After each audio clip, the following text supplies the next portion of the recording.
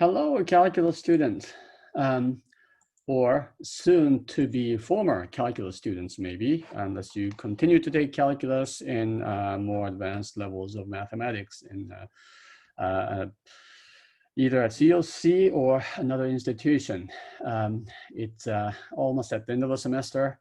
Calculus 3 is, of course, the last of the 3 course sequence in your standard calculus program, and you are about to complete that. How exciting.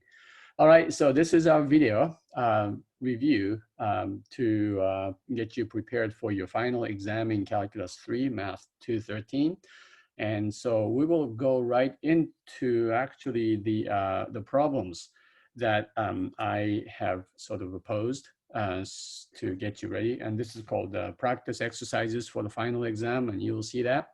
But what I have uploaded on the Canvas is actually a big set of questions and checklists, right? So this is the document that I have posted to help you prepare for this final. Okay, so let me just give you a few comments about each of these topics before we go into the problems. Okay, and so if you want to skip this portion of the video, you're welcome to, and you can go straight into problem number 1. But this checklist contains a lot of information, and some of the information does require some comments or additional information.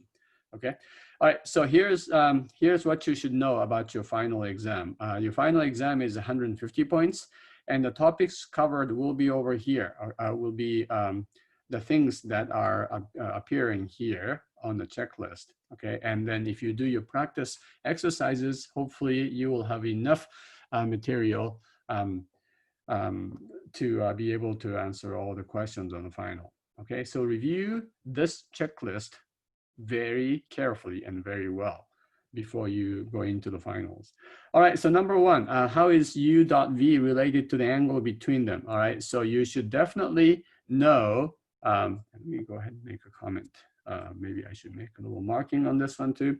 Okay, you should know that the dot product is the norm of U times the norm of V times the cosine of theta. This is really, really important, okay? Maybe not as important as that one is the fact that the magnitude of the cross product is the norm of U times the norm of V times the sine of the angle. And this, of course, sine is always positive between 0 and 180 degrees.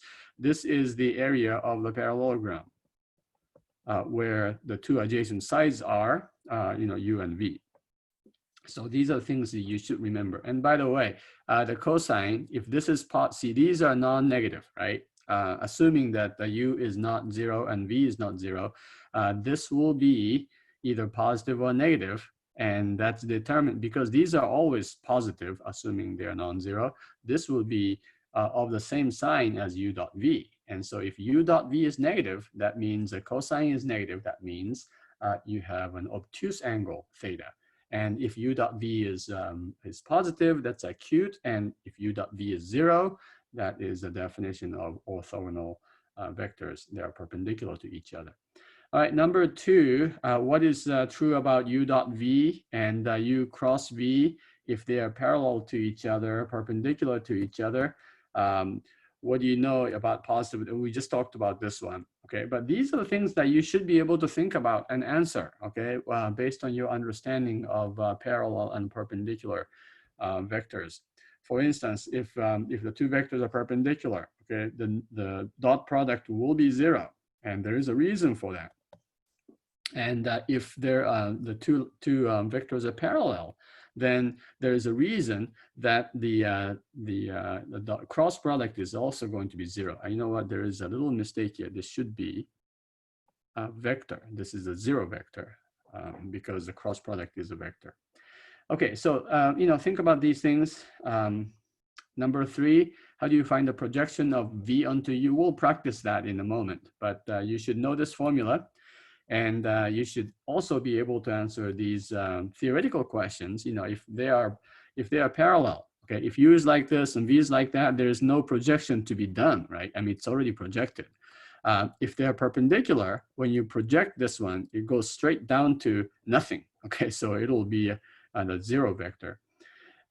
Number 4, can you sketch a quartic surface, such as an ellipsoid, a paraboloid, hyperboloid of 1 sheet, of 2 sheets, cones, spheres, and so on? What are the differences? What are the similarities?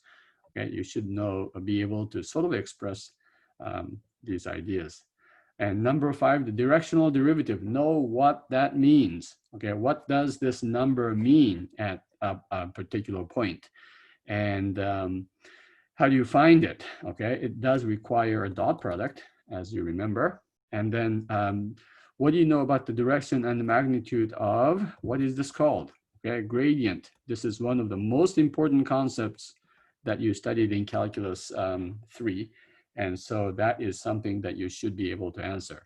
Number 7, this is basic knowledge. Know how to write parametric equations of a given line in R3. Number 8, also should be basic knowledge and skill. Know how to write an equation of a plane, given the point and the normal vector, or maybe given 3 vectors, because once you are given 3 non-collinear, non-collinear points, then you can define 2 vectors, non-parallel vectors, and those 2 vectors, by taking the cross product, you should be able to figure out a vector that's normal to the plane, right? So that's something you should do. You should also review the various chain rules of compositions of these different functions, and these involve partial derivatives, of course, since we are in Calculus 3. And number 10 is about finding the tangent plane to a given surface at a given point. Number 11 is about the velocity, speed, and acceleration. That's probably the easier part. And we also had things like the capital T, that's a unit tangent vector, and in capital N, the principal unit normal vectors and the curvature, but you probably would not have to worry about those things. How do you find the arc length? Okay, arc length is basically the speed integrated. Okay, so speed times time is the distance. And so you should be familiar with the arc length formula for a parametrized line.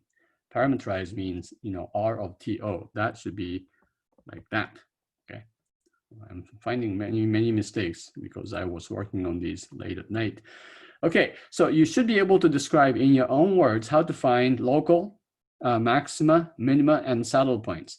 Okay, now if you're looking for local extrema, which is local maxima, local minima, and saddle points, then you want to refer to the idea of the Hessian, which is, fxx, fyy minus fxy squared. And whether it's positive or negative would determine if you have an extrema or saddle point. And then you have to go further if it's positive. Okay, so and of course you have to find your critical points first. Now to find absolute maximum and absolute minimum, then you actually don't use the second derivative test. In fact, this is true in Calculus 1 as well. For absolute maxima and minima, you don't use the second derivative test, because the second derivative test, of course, that's the one that involves second derivatives. This is really for a local argument. Okay, so for universal extrema, maximum and minimum, find all the critical values, okay? And then find all the critical values when you restrict F on the boundary. Now, this could be about, R could be a region that's a circular or maybe rectangular or maybe something else, okay? But regardless, try to find F restricted on each of these edges or on the circle or on this boundary curve.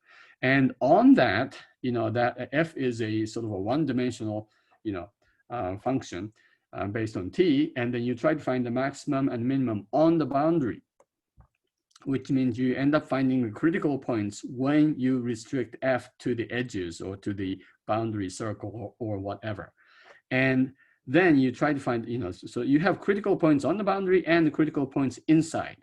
And once you find all the critical points, and sometimes, you have these corners, which often will be the critical points, then you compare, okay? So you will have finite number of points at which to evaluate F, and of course the maximum value of all of these values is your absolute maximum. And the smallest of all those numbers will be the absolute minimum. Okay, and by the way, both of those will exist as long as R is what we call closed and bounded region. Okay, so there's a theorem in advanced mathematics called Heine-Borel, and that says any closed and bounded region is what we call a compact set, and every compact set has a maximum or minimum if F is continuous. All right, so yes, these two are fairly important things for you to review. And then number 13, how do you convert between two of the three coordinate systems? You have rectangular, which is known as Cartesian, and cylindrical and spherical coordinates. So be sure, you don't have to really memorize these, okay, but you should be able to sketch a picture and figure out what X and Y are based on theta or R and theta or phi and theta and rho. Okay, so I do not ask that you memorize all these formulas, but you should know what theta is. You should know what phi is. You should know what rho and R are. Okay, all right, number 14. How do you interpret an equation written in cylindrical or spherical coordinates? All right, so do you know, for instance, what rho equals 3 is in spherical coordinates? Of course, that's a sphere. How about this? Okay, so be able to sketch or imagine the set of points described by an equation in cylindrical or spherical coordinate systems. All right, number 15, given a double or triple integral, how do you swap the order of integration? This requires, it's hard to describe, okay? It does require a drawing of a sketch, drawing a region if it's double, or a solid if it's triple integral.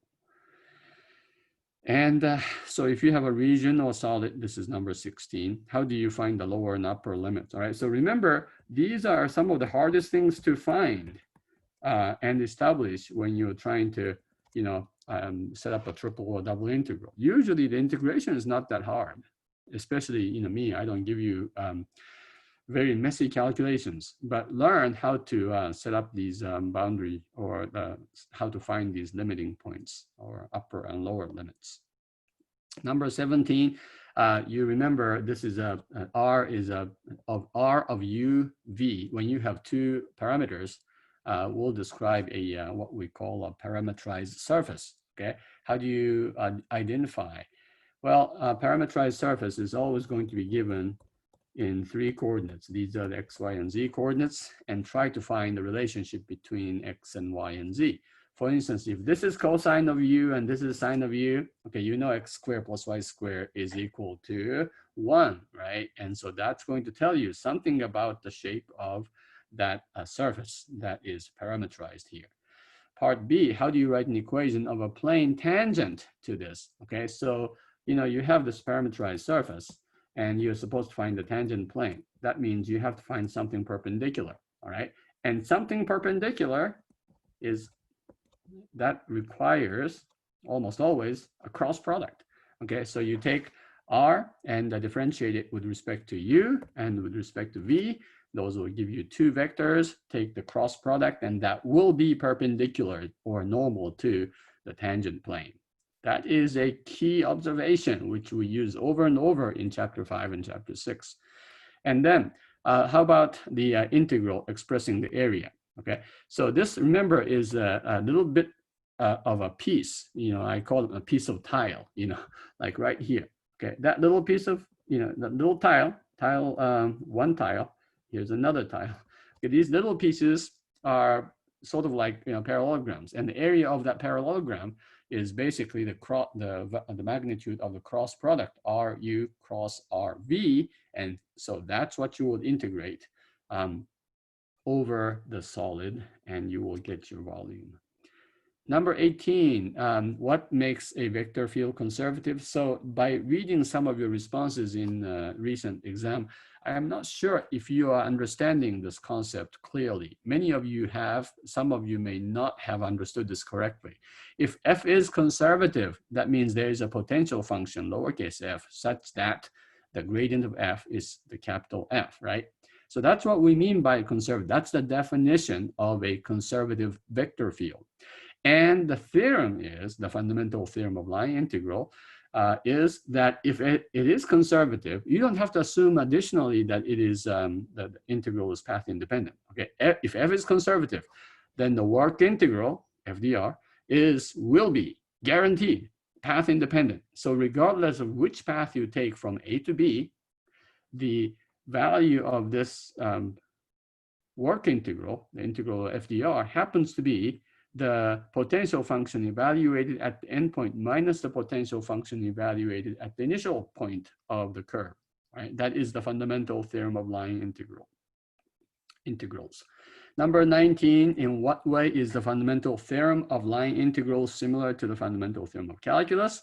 And in what ways are they different? So you should look at this, try to explain this in your own words, because I would like you to be able to express a conceptual understanding like this, a conceptual, difference and similarity like this. If you can answer these questions, that means you really do understand what we were trying to have you learn in Calculus 3. All right, number 20, similar. What are the two sides of the equation in Green's theorem? One, this is the work integral, and this is the double integral over the region, right? And the picture is you have this thing on the XY plane. The curve is a simple closed curve, meaning it's a loop. Oh, sorry, this is C. And then inside is the region R. And basically this is saying the work integral or the circulation or the flow integral around the boundary is the double integral of the over the region, entire region, where you integrate what amounts to the curl of the vector field F, which is PQ, two-dimensional. And then if you put the wings to green and make it fly, you have this Green's theorem where the surface now is not only non-planar, but it could be flying up in the air in three-dimensional space. C is still the boundary curve. S is now the parametrized surface. And what this says, it's very similar, right? The work integral over the boundary turns out to be the double integral over S of what? Okay, well, this was a curl. And so this turns out to be the flux of the curl of F across S, and that is the similarity between Stokes and Green's theorem. So I think, I like, of course, I like my own way of understanding this, and I've been trying to teach you this, but Stokes asked the question, what if Green could fly? And when Green got his green wings, it became Stokes' theorem. Now, Green could also become thick, and instead of a planar picture, it could add a dimension. So if Green is given one extra dimension, it becomes the divergence theorem, where now you have a solid E, and the surface, the boundary surface, is topologically equivalent to a sphere. Basically, it's like a sphere. It's a closed up surface without any boundary. That's the context and the assumption on which the divergence theorem is based. And the divergence theorem does say that the flux across the surface of S is equal to the triple integral over the solid E of the divergence of F. So this is similar to the flux version of Green's theorem, which we didn't write here, but the flux version basically says if you're trying to find not FDR, okay, but the flux, well, let's just call this flux of, well, all right, so I'm going to write P. So it's not PDX plus QDY anymore, right? It's QDY negative PDX. Okay, so this turns out to be the double integral of P dx, well, actually it should be Px plus Qy, and that is the divergence. Okay, so so this is saying that the flux across C is the integral of the divergence, and that's exactly what the divergence theorem says, except with one extra dimension. Flux across S is the integral over the entire solid of the divergence of F. All right, and then finally, number 23, try to write down the correct form of the integral. Work is basically the integral of f cross t because you're always trying to find the tangential component of f along this curve. The flux, well, when you have flux, you're always trying to find the perpendicular component, which is the normal component of f. So that's what you're integrating. Look at the similarity between this and that, right? See, the whole idea is try to compare and contrast what you're learning, because that's really the way you understand this comprehensively. Okay, you get the entire picture. If you just focus on doing one problem at a time, you miss the whole picture. Okay, and so that's what I would like you to do. And then the flux integral over the field across the over vector field across the surface. This time we are trying to find out how much is penetrating through the surface. And so for each point, you find the normal component of the vector field and you integrate that. And this is another way of writing this. The n ds is what we mean by ds with an arrow. And then you answer, right? So you had the work across, work integral along C and the flux integral along C. Now you have flux integral across the surface. Why is there not work integral across the surface? Well, that's pretty easy. Okay, whenever you talk about work, you talk about things moving from one place to another along a curve. Okay, things don't move along the surface because surface is two-dimensional. Anytime you are talking about work, you assume that there is a one-dimensional path along which the thing moves, and that's why we don't talk about the work integral or a work integral over the surface. All right, so that leads us to the practice problems. So from now on, because there's no space between them, I'm going to just write down the answers for these questions. I think there are, what, 17 questions? All right, so at this point, you can pause and pause this video and you can rest a little bit if you like, or you can go right into it. I'm going to take a little pause. Okay, so I'm going to switch back and forth between this page and the my answer sheet, which I will be writing. And by the way, the answer key, the full answer key is already available online, and it's like practice, the answer key for the practice final or something in the same module. You can find it. What I'm doing now is trying to explain to you as I solve each problem what you need to be focused on and why you cannot do certain things and why you should do certain things. Okay, number one, let's find the projection of which one is it? Is this A onto B or B onto A? Which one? Okay, you should know this notation means it's a projection of A onto B, okay? So the formula would be A dot B on top, and then you have B everywhere else, okay? So now I'm going to, of course, you should be working on this. You should copy these vectors, and I'm going to start with number one. All right, so A is 1, 2, 0. B is -5, 3, 1. Projection of A onto B. The way you remember this is the top is always the dot product of both, okay? And the bottom is, and everything else is just B, okay? And in fact, A only appears once in this equation. So it's AB, B, B, B, right? And so that's how you can remember that, right? So A dot B, I think it's easy. You just say 1 times -5, and then 2 times 3, and then 0 times 1, of course, is 0. So that's the numerator. The denominator is -5 times -5 plus 3 times 3 plus 1 times 1. And then B is -5, 3, 1. This part is a vector, remember? And it is a vector onto which you are projecting A to. So it's -1 over 35. And then this is -5, 3, 1. And this is okay if you want to leave your answer this way, right? If you want to further simplify this, this is what, 1/7? Is there a positive? Something is not right because I can't do simple arithmetic. -5 plus 6 is +1. Okay, so so this is -1/7, and then you have 3 35th and 1 35th. right? Yep, that's the question number 1.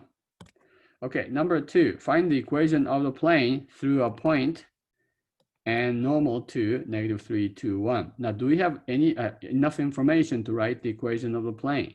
Yeah, all you need is a point and a vector normal to it, all right? So you are given the point. That's nice. I mean, the point is -1, 3, 0. Is that right? Let me just check.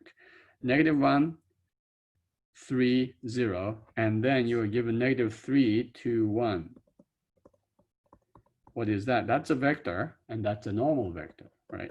So really, I mean, this should be an easy question. All you have to do is to use these numbers, x minus -1, to write down your equation, and then 2, and then this will be y minus 3, and then you have plus 1, and then z minus 0. And some people leave it at this point and say, here's my equation of the line of the plane going through P perpendicular to N. And of course, your response is, that's not even an equation, right? So the key is you have to put this is equal to 0, because remember, that's how we described all the points on this plane. All the points on this plane, what makes this point, this point, this point, all of these points be on this plane? Well, the point is on the plane if it's perpendicular, if the vector connecting this point and P is perpendicular to the given normal vector, right? So the perpendicular means that the dot product has to be equal to 0. So this is how you write your answer. Now, if you left it this way, since I asked for a or an equation of this line, this is an equation of this line. And so that would be perfectly acceptable. You will get full credit. However, you will make my life much easier if you simplify this, okay? Because when you simplify, you basically have a pretty standard canonical way of writing this. That's -3 minus 6, -9. Okay, so this is okay. This is fine. Some people don't like to start a equation with a negative sign, so you can change all the signs here. And so this is also okay. In fact, this would be a very nice way for you to write your answer, and I would be happy. This and this will give you exactly the same points, not the same feeling in my heart. This will make me much happier. I'll be singing songs or something. Make it more exciting here, right? Okay, anyway, number 3. What is number 3? Okay, find the rate of change of f at 2, 3. And here's the equation, and here's the direction of v, right? Now, look, the direction of v is okay, except this is supposed to be a normal vector. The unit vector. It's not. So what happens if it's not a unit vector? Well, we have to normalize that, okay? So here's the question. 3, you have, you're given v, which is 1, -2, right? Let's normalize this. And since when you normalize it, you get a unit vector. Let's call that new vector u, okay? So you normalize 1, -2, and you divide it by the square root of 1 squared plus 2 squared, which is 5. So this is your normal vector, okay? And I can just leave it this way. All right, let's try to write down your vector or your function f. The function f is x squared minus 3y minus 5y squared, 5yx squared, right? No, 5xy squared. Let's take the gradient of f. Okay, what is the gradient of f in this case? Well, if you differentiate it with respect to x, you get 2x minus 5y squared. Notice here, you get 2x, I'm in the wrong picture here, 2x minus 5y squared. That is the partial of f with respect to x. Partial of f with respect to y is -3 minus 10 xy. You still have the y there. So -3 minus 10 xy. And then, of course, you evaluate this at that particular point. In this case, you are evaluating at 0.23. So let's go ahead and evaluate this. That's 4 minus 5 times 3 squared. That's 45. And then negative 3 minus 10 times 2 times 3. That's 6. And so this will be negative 41, negative 63. Sort of a weird numbers here, right? But the directional derivative, you remember this is only just the gradient dotted with that vector, the unit vector u. So all you have to do is to multiply this and this together, right? Let me just go ahead and write down this square root of 5 in the denominator first. And then you have negative 41. And then, of course, negative times negative is positive. It's 126. And so the answer looks like it's 85 divided by the square root of 5. Okay. And again, this is a perfectly acceptable answer because this is a correct number. Some of you were taught all your life by your kindergarten teacher that the square roots do not belong to denominators. That's fine. I mean, as far as I'm concerned, it doesn't matter. But if you want to multiply the top and bottom by the square root of 5, that's okay. You get this. And of course, you can simplify this. So I guess the textbook answer will be 17 times the radical 5. But this will be also perfectly acceptable. All right, number 4. Parameterize the line segment from here to here. Okay, so the first thing you do is, well, think about it. Okay, some people actually draw a picture, and that's a good idea. You know, you can draw a picture like this: negative 3, 2, 1, 3, 0, 4, right? And so you can see this vector is, well, let's see, if you have to go from negative 3 to positive 3, then x advances by 6 units. 2 to 0 is negative 2, and then 1 to 4 is 3, right? And so this is an easy problem, right? Because x is 6. Sorry. Let's use, I don't know, it doesn't matter. The initial point, negative 3. Let me confess, this is the way I often do this because I want to be sure where the numbers go right. Right. So you start with negative 3, 2, 1. That's the initial point. Okay.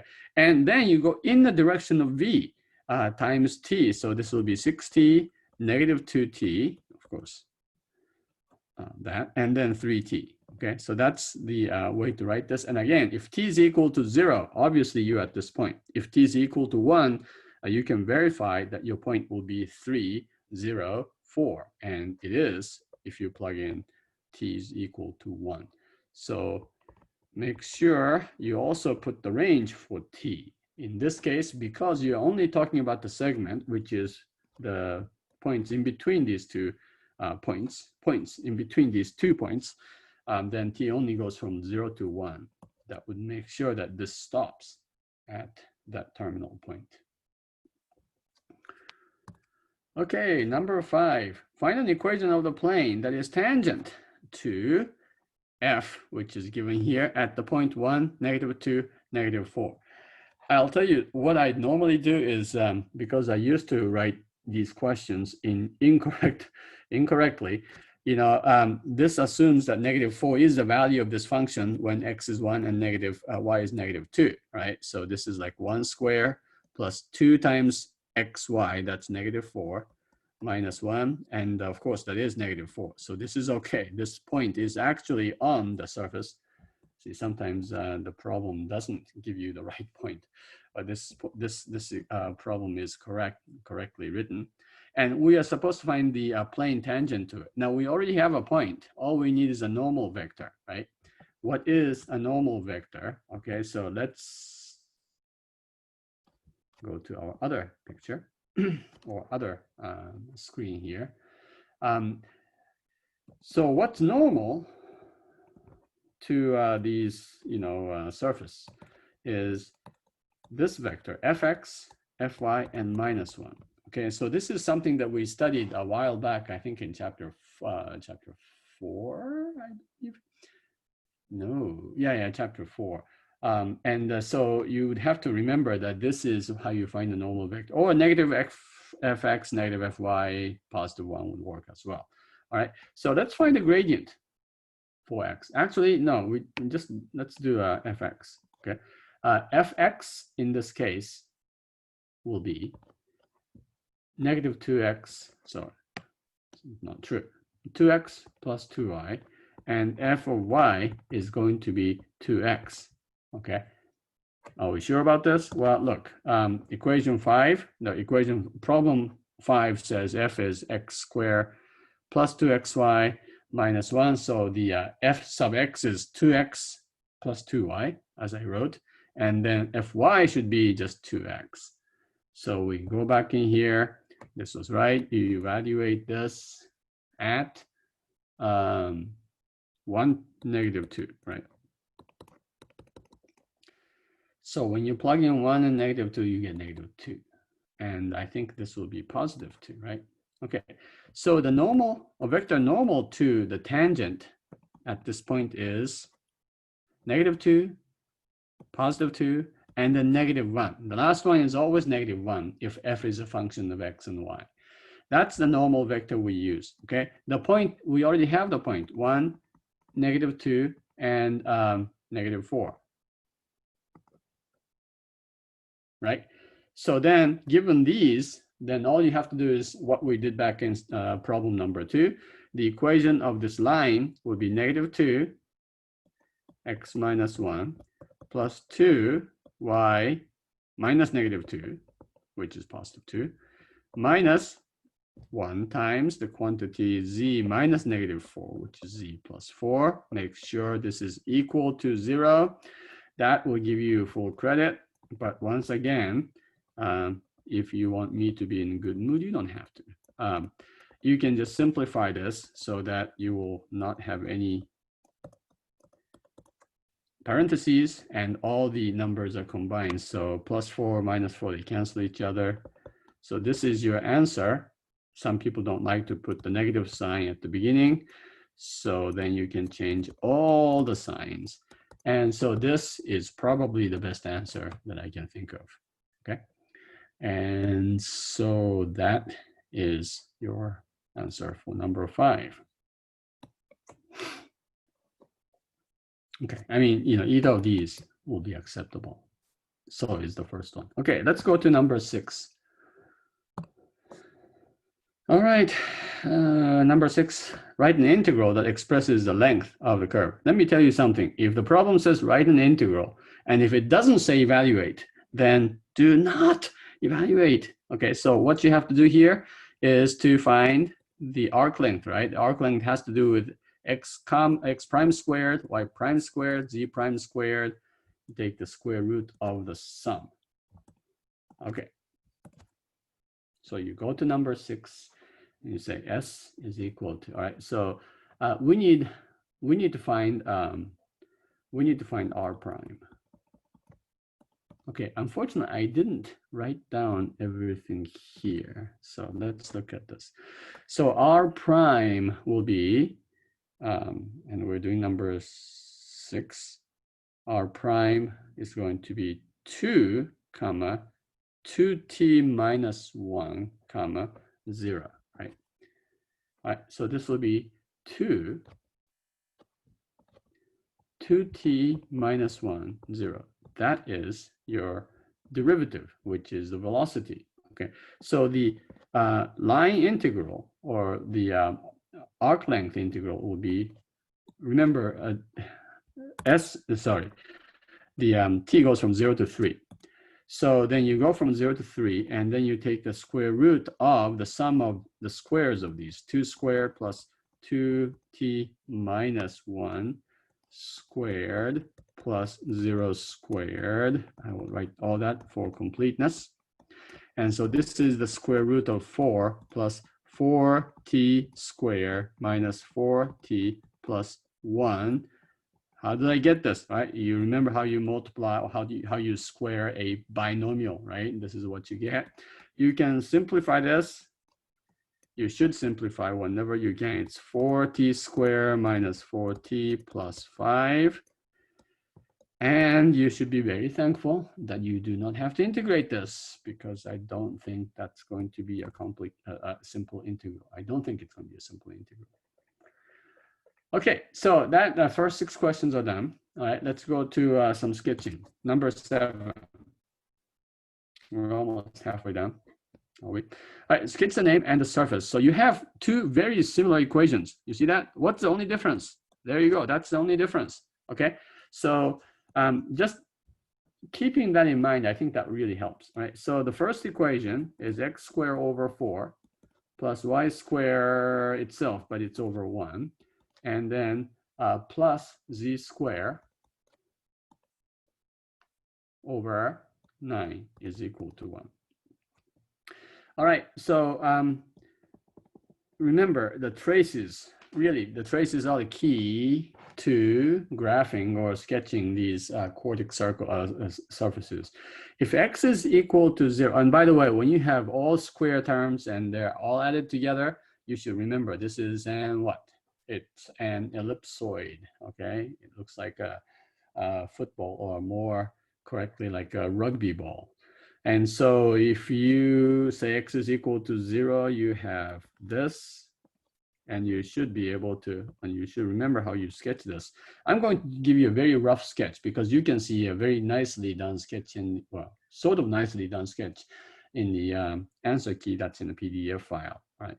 So what you have is, of course, when x is equal to 0, so now you are on the y, z plane, and z is 3 units up and down, and it's a very thin ellipse. If y is equal to 0, you also have an ellipse. And so now this is on the yz plane. Here's your x. Sorry, it's an xz plane, right? And so x goes, it's like this, where this is 2 here, and it's 3 up and down. And then if z is equal to 0, of course, that's a plane, I mean on the plane. And this is clearly another ellipse, okay? And this ellipse, you got 2 units in this way, and 1 unit here, it's like this. And you can combine all of these. And so you have 3 units up, 3 units down. Oops, that's 2 extra, 1 extra. And so in y units, you only go 1. Yeah. Right, so the answer is, this is supposed to be a 3, by the way. And it goes -2 and 2. And yeah, so this is an ellipsoid. Sort of standing vertically tall. And like I said, this is like an egg or a rugby ball or something. All right, now compare that to B, where you have x squared over 4 plus y squared over 1 minus z squared over 9 is equal to 1. All right, so this time, if x is equal to 0, you have y squared minus z squared over 9 is equal to 1.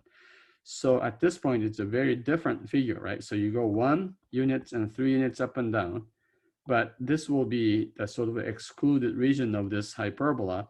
The fact that y squared starts this equation, and y squared minus something squared is equal to 1, that means the y-axis is the one that is contacted, or the one that has a intercept. So that's the parabola. I mean the hyperbola, sort of a tall hyperbola going right and left. If y is equal to 0 in this equation, you have x squared divided by 4 minus z squared divided by 9 is equal to 1.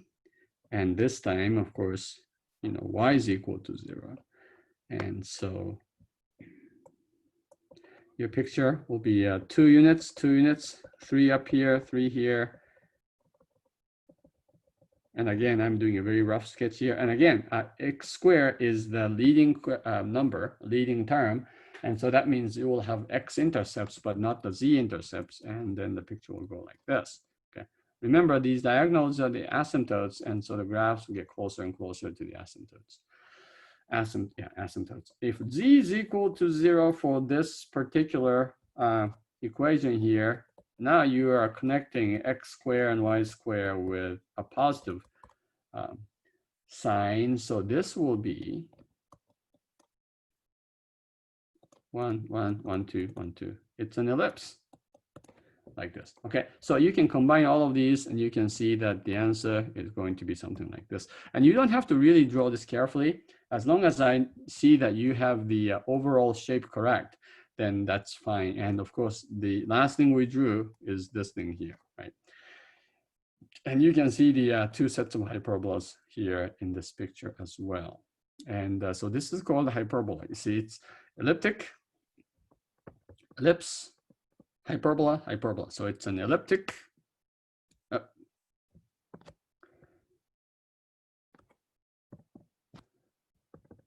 elliptic hyperboloid, hyperboloid, and you only have one component. So this is called hyperboloid of one sheet. Remember, there are the other ones like two sheets. That's also a hyperboloid, but this one is consisting only of one component. So, and there are many other, cortex surfaces. You may want to go back and study those as well. All right, how are we doing here? We are finished with number 7. Feel free to stop and get something to drink or get something to eat or do something to stay awake if you are falling asleep. Number 8. All right, so number 8 has to do with the velocity and acceleration. So you're given the speed, not the speed, the position function r, right? That is the position of the particle at time t. And so it's basically all you have to do is to take the first and the second derivative. This may be the easiest problem in this thing here. Okay, so if you take the, well, let me just copy the question. 5t, 4t squared, 3t cubed, plus 3t minus 1. Is that right? Yeah. All right. So all you have to do is to take the derivative, and that is your velocity function. And that's 5, 8t, 9t squared plus 3. No problem. Okay.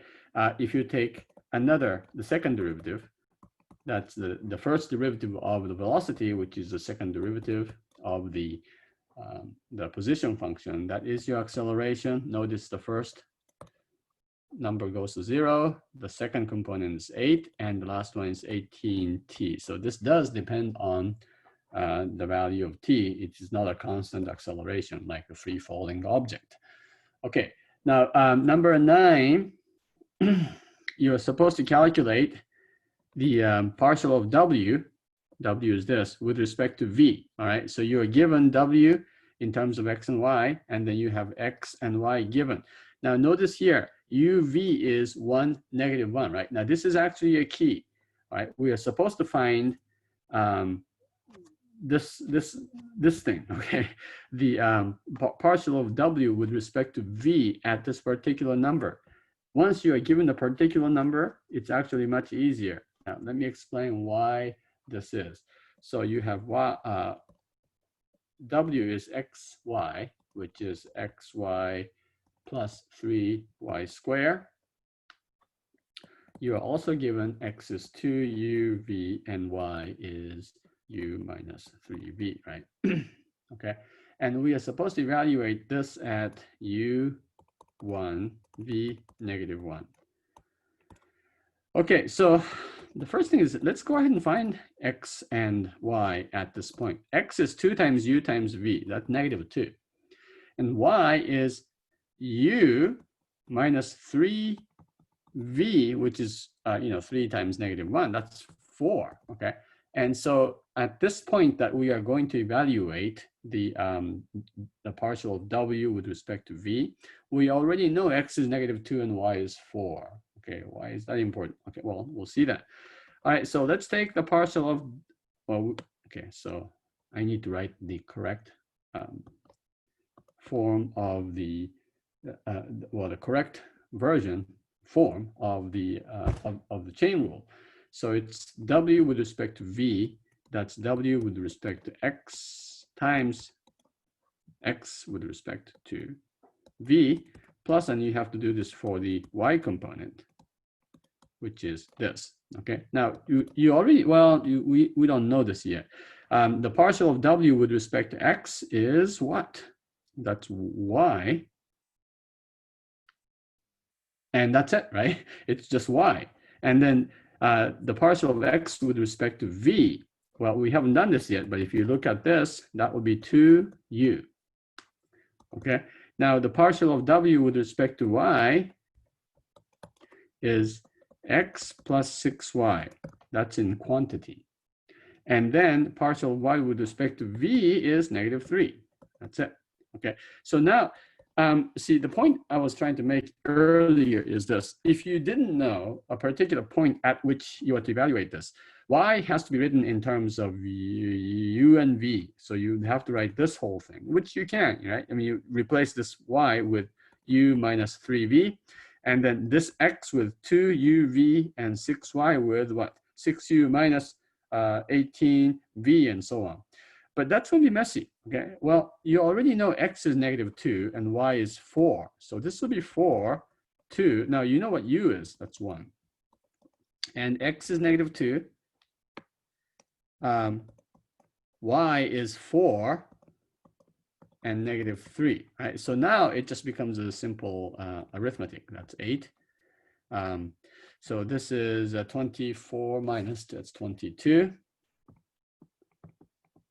So it's 8 minus 3 times 22, and that's 8 minus 66. That's -58, and that is your answer to this question. Okay, so that's number 9. Okay, all right, and now we are supposed to find the cylinder. So let's do the next 2 questions sort of together. We are supposed to find the cylindrical coordinates of this point written in Cartesian, and then Cartesian coordinates of this point written in spherical. All right, so let's go to number 10 first. Oops.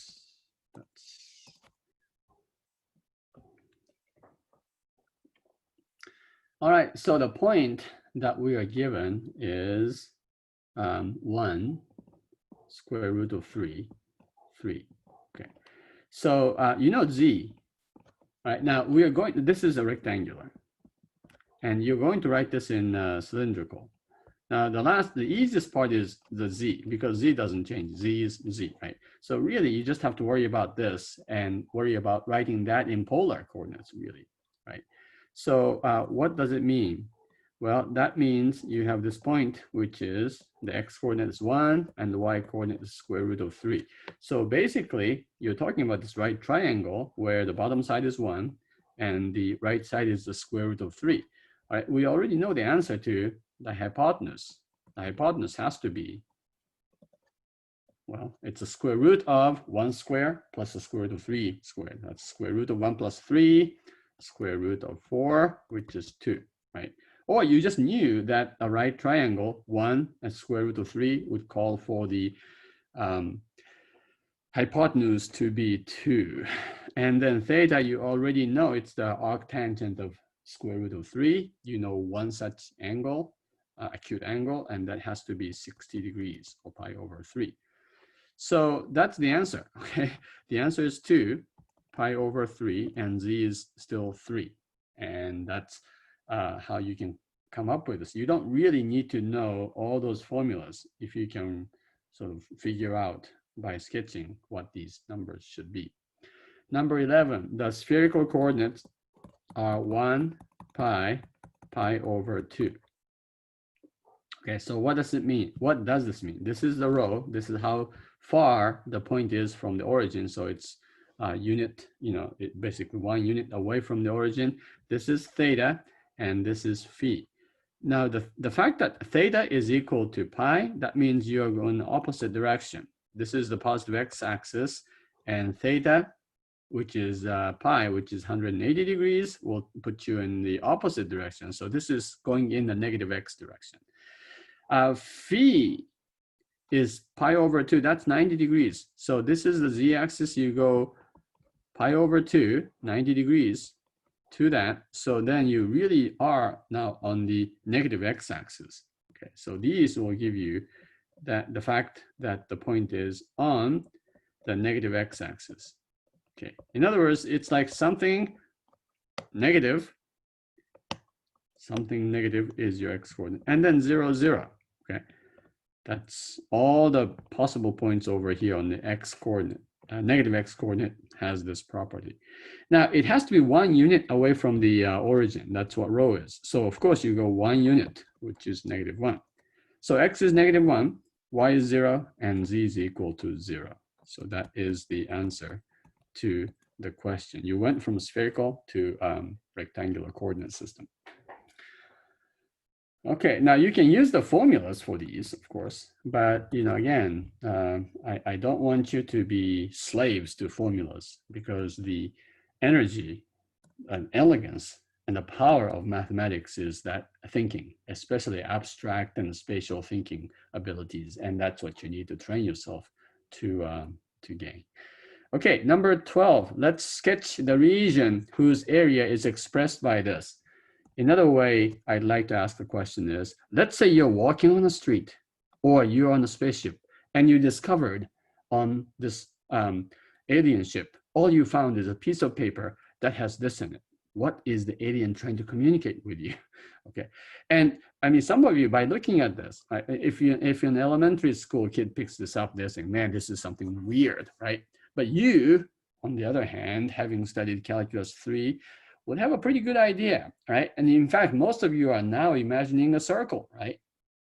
Somehow, this should remind you of a circle. And you are correct. And that's what I'm hoping that you will be thinking about at this point, right?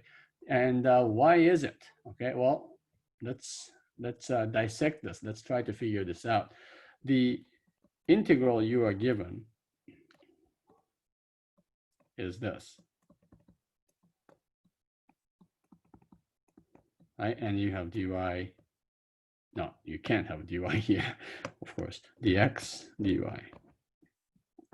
Oh, maybe I should have mentioned this. The fact that you have y here means that this has to, y has to come outside. Y can't be over here, because then you can't integrate, with respect to y and then plug in y in here, right? So the point is, the last one here, this says y is between -2 and 2, right? And this one says x is between negative square root of 4 minus x squared and positive square root of 4 minus x squared. So let's try to figure out what this is, right? And if you square both sides, of course, you get this. Oops, that's supposed to be a y. And so easily you can see this is x squared plus y squared is equal to 4. And you can imagine a circle of radius 2. And is that the whole thing? Well, remember, y goes from -2 to +2. And so this is the curve that says x is equal to negative square root of 4 minus x squared. This side is where x is equal to positive square root of 4 minus y squared. So this entire circle, along with its inside interior points, that's your region R. Okay. Something round is the answer to this question. Number 13, sketch the solid E described below and write a triple integral that expresses this volume. All right, so if you look at this, and you're supposed to write and evaluate this integral, by the way, because it asks for the volume. And they want you to write in the order dx, dy, dz. All right, let's take a look at this. This means x is positive. This means y is between 0 and 3. You may want to sketch this a little bit here, like 1, 2, 3. And we don't know how far x is going to go, but, it's bounded by y between 0 and 3. And then z happens to have 2 minus x as the top or the upper bound. All right, I'm going to just go ahead and rewrite what I just read. This is a great practice problem in, again, spatial understanding. All right, so I just saw the top view of this, right? X has to be positive, so that means it has to be on the right-hand side. Y has to be between 0 and 3. That's the first two. Now the last one, basically z is between 0, that's the xy plane, and 2 minus x. And this is just saying x plus z is equal to 2. And we've seen this kind of a graph before many times, right? This means when x is 0, z is 2. When z is 0, x is 2. And it's a line. Okay, so it's a line that connects these 2 points. Okay, and it's it's going to draw a triangle along with these axes. And so z goes from this 0 to this line, and y goes from 0 to 3. And so now we have a pretty good picture of what it looks like. I think the first thing we're supposed to do was to sketch. So I just did that, right? Now we are supposed to come up with an integral that represents the volume of this. All right, so what, in fact, you want this to be x dx dy dz, right? So z goes from what to what? Okay, so z goes from 0 to 2. That's the highest point of z, and I have to include all possible parts of this solid. So z goes from 0 to 2, and that's our the first set of bounds. Now, if you pick z at a particular point between 0 and 2, let's say like a 1, if you slice this, then your slice is going to be a rectangular piece, right? And for this particular rectangular piece, for this particular z value, y goes from what to what? Well, y always goes from 0 to 3. Okay, so regardless, y goes from 0 to 3. Regardless of z, y goes from 0 to 3. And then, having picked z and y particularly, so now you're at like this point here, y and z are given. X goes from this point to this point. All right, so it starts at this back side, which is where x is equal to 0. And then x stops as soon as it hits this surface, which is this surface, right? So you have to describe how far x goes in terms of z and y. Well, x is a function of z, but it's not written that way yet. Now we have it, okay? So x goes from 0 to 2 minus z, and you don't need any space like this, so I can move it and go like that. And that's the answer to the second part of the question. How do you describe or write a triple integral expressing the volume of this solid that we just drew? Okay, so the solid happened to be what is the right? Let's make it precise. Right isosceles triangular prism of height 3, right? Okay, so the base is a triangle, and it's just not just a triangle, it's a right triangle, and it's an isosceles right triangle. So it's like a slice of cheese again. And if you are to, and we are to evaluate this, first time there's nothing to evaluate, with respect to x. So you have 2 minus z minus 0. Y still doesn't appear, so you just plug in 3 minus 0, that's 3. So let's put 3 on the front. And you have 2 minus z times y and 3 minus 0. And then you have final part where you actually get to integrate, which is 2z minus z squared over 2. You evaluate this from 0 to 2.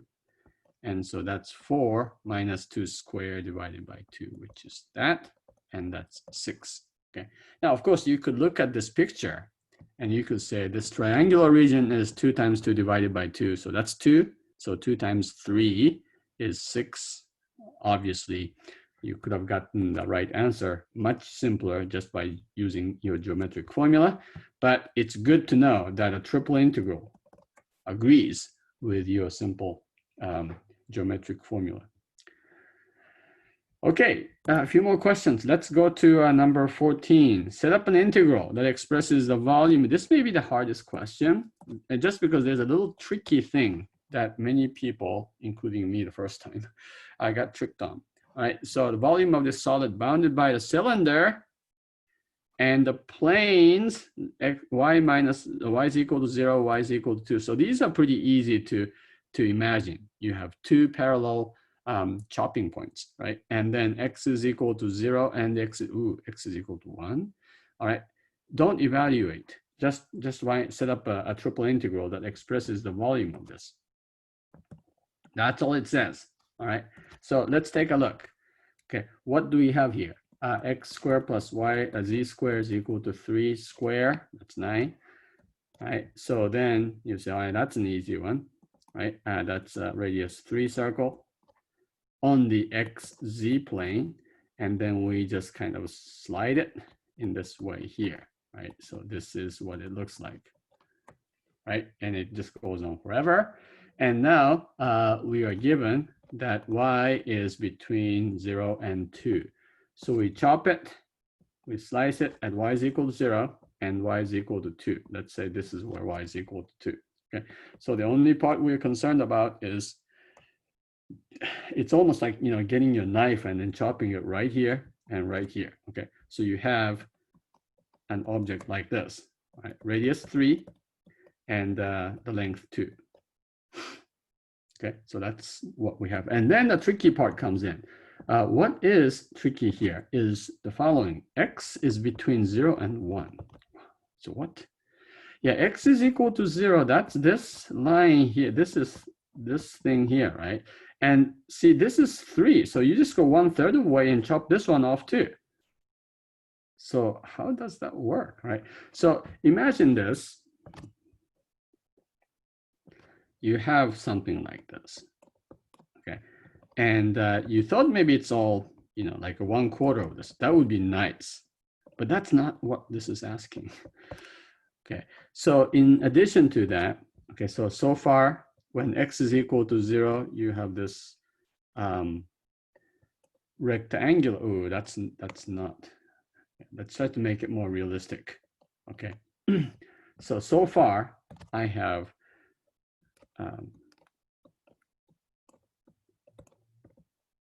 a short cylinder of radius 3 and the length 2. Okay, and in fact, let's make it more realistic here. It's sort of like this, right? And then let's make it. Okay, and I'm using a sort of a lighter color just so you can tell what's happening here. All right, and then we chop this off. So the backside is where x is equal to 0, like this. Right? And then you chop off when x is equal to 1. So it's right here. Okay, and so that's also going to be a rectangular piece. And then you have a part of the circle connecting this, like this. Right? So the backside has length 3. The front side has length a little less than 3. We don't know exactly what it is. It's probably more than 2, but it's, you know, if from the angle here, if you're standing in this way, if you're looking at it from this way, you will be seeing that. Oops. Okay. Maybe that's not the good picture. All right. So if your eye is over here, okay, if you're looking at it this way, right, you know, so you have hair. Everybody has long hair now because we haven't got a haircut for a long time. Okay, so if you're looking at it, basically this is what you're looking at, right? Now, what is that? Well, all right, so bear with me. This and this, oops, it's not the right thing I kind of wanted to have here. That's okay. And then you're cutting it at right here, like this. That's not what I wanted to do. All right, so what is going on? I need a, okay, I need a straight line to cut it like this. Okay, so the point I'm trying to make is this. If you're looking at this from the sideways and it's getting worse.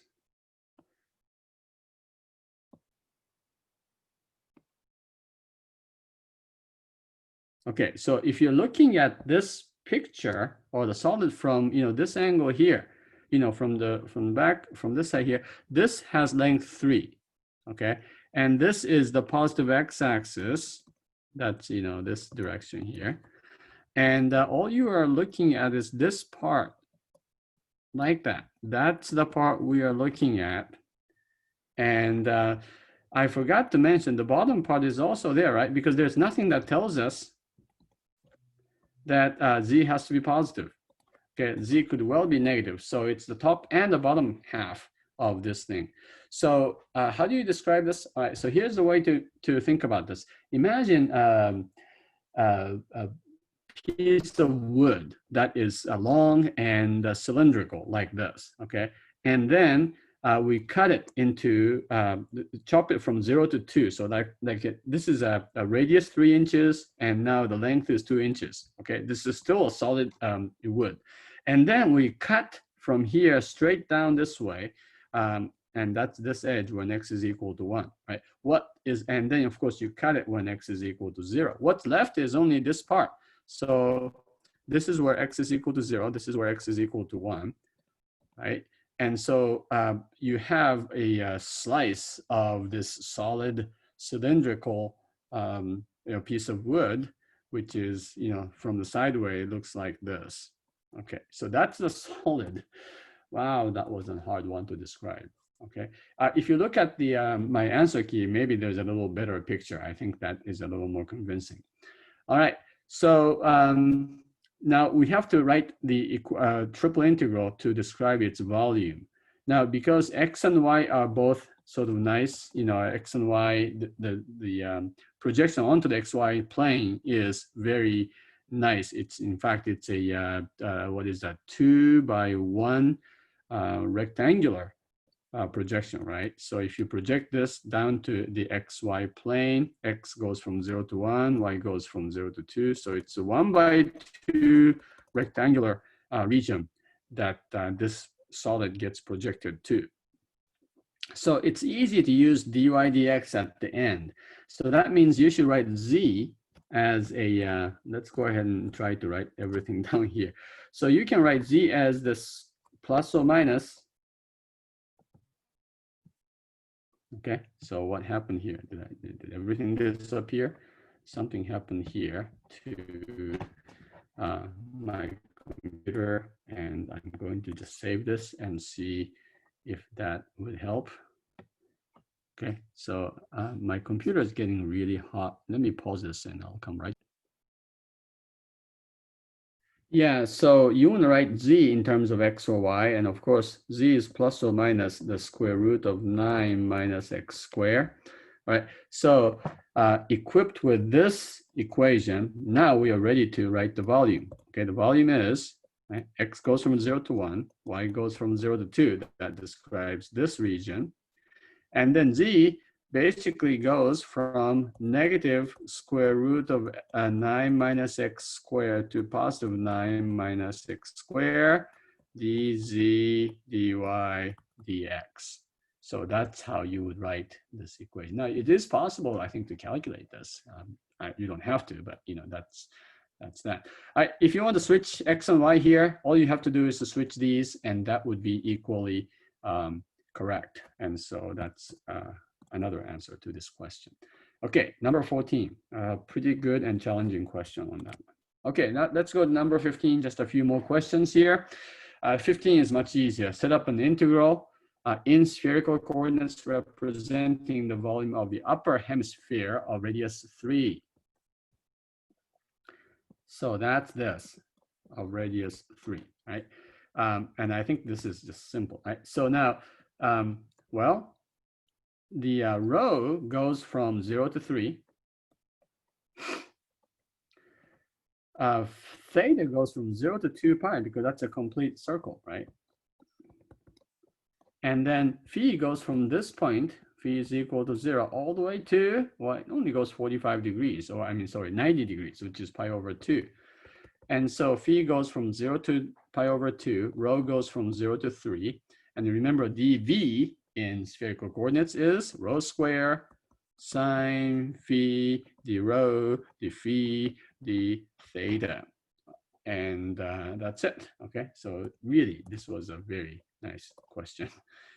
And of course, if you calculate this, you will find a familiar answer, which is 1/2 of what? 4/3 times pi r cubed, where r is equal to 3. All right, and then number 16. C is a curve from 100 to 420. What did I say? C is a curve from 100 to 420. What curve? Well, we are not given that. It's any curve.